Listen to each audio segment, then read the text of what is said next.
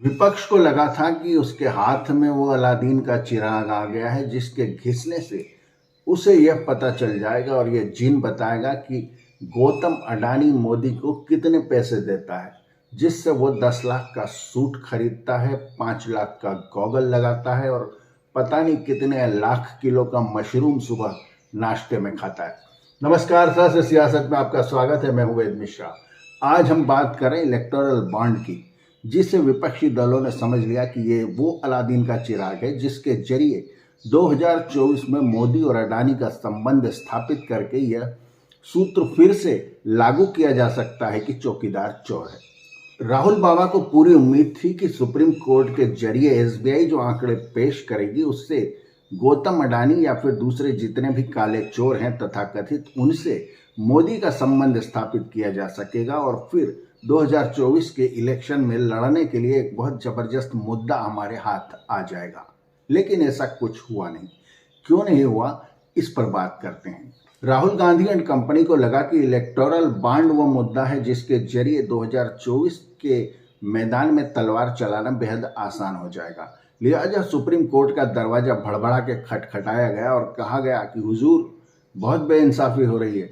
पता नहीं चल रहा कि नीता अंबानी, अनंत अंबानी, गौतम अडानी मोदी को कितने पैसे दे रहे हैं। हमें यह जानना बेहद जरूरी है, क्योंकि 2024 का इलेक्शन इसके बगैर लड़ा नहीं जा सकता।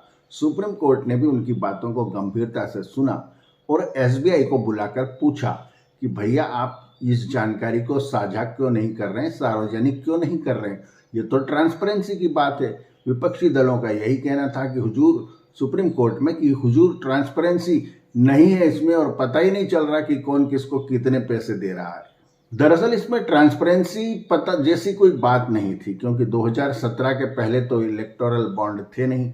तो क्या कांग्रेस या दूसरी पार्टियां अपनी वेबसाइट पर यह डाला करती थी कि काले चोर ने हमें इतने पैसे दिए, सफ़ेद चोर ने हमें इतने पैसे दिए, लाला फिसड्डी लाल ने हमें इतने लाख रुपए दिए? जी नहीं। इसलिए ये मुद्दा ट्रांसपेरेंसी का था ही नहीं। दरअसल इसके जरिए सिर्फ ये पता लगाना था कि गौतम अडानी या फिर मुकेश अंबानी या फिर अनंत अंबानी मोदी को कितने पैसे दे रहे हैं, जिससे वह दुनिया भर में प्लेन से घूम रहा है। अगर ट्रांसपेरेंसी का इतना ज्यादा ख्याल था तो विपक्षी दल खुद यह सार्वजनिक कर सकते थे कि देखिए, हमें तो 1 2 3 4 इतने लोगों ने चंदा दिया है। अब जो बचे हुए हैं, जिसमें अडानी एंड कंपनी शामिल है, उन सब ने आपको दिया होगा।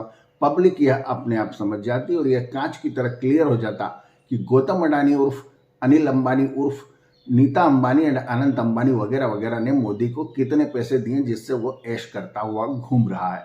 मुद्दा दरअसल ट्रांसपेरेंसी का था ही नहीं। विपक्षी दलों को यह प्रूव करना था कि मोदी और गौतम अडानी पिछले जन्म के बिछड़े हुए सगे भाई हैं, जो इस जन्म में देश को लूटने के लिए वापस मिल गए हैं।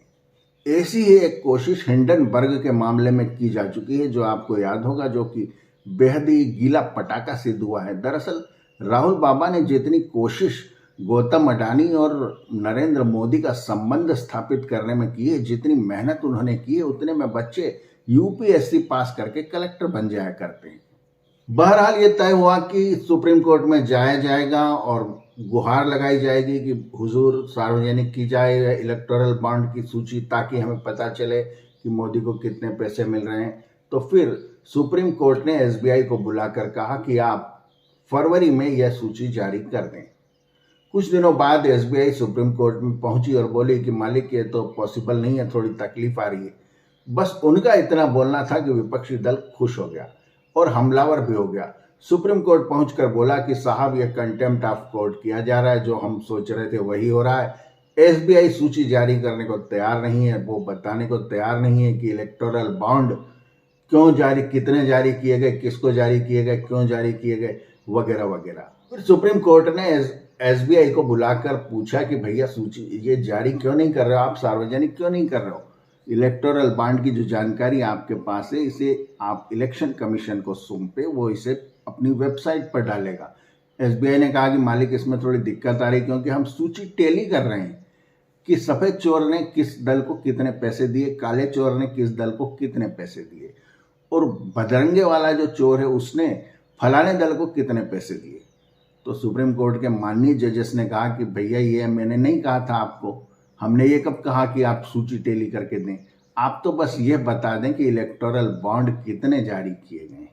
एसबीआई खुशी खुशी दौड़ के वापस अपने ऑफिस में चला गया और अब वह सूची डालने वाला है। लेकिन इस बात से विपक्षी दलों की उस उम्मीद पर पानी फिर गया, क्योंकि एसबीआई जो डालने वाली है जानकारी इलेक्टोरल बॉन्ड की, उससे बिल्कुल पता नहीं चलने वाला है कि किसने किसको कितने पैसे कब दिए। रात को दिए, सुबह दिए, सूटकेस में दिए, चेक से दिए, तिजोरी में दिए, वगैरह वगैरह। इसलिए इलेक्टोरल बॉन्ड का जो फटाका था उसमें आग तो लगाई गई, लेकिन वो फुस्सी साबित हो गया है। सहज सियासत में आज इतना ही। अगली बार किसी नए मुद्दे पर बात करेंगे। वीडियो देखने का शुक्रिया। चैनल को सब्सक्राइब करें और बेल आइकन के बटन को दबाएं ताकि आपको जल्द ही सूचना मिल जाए कि कौन सा वीडियो अपलोड हुआ है। धन्यवाद। Thank you. नमस्ते।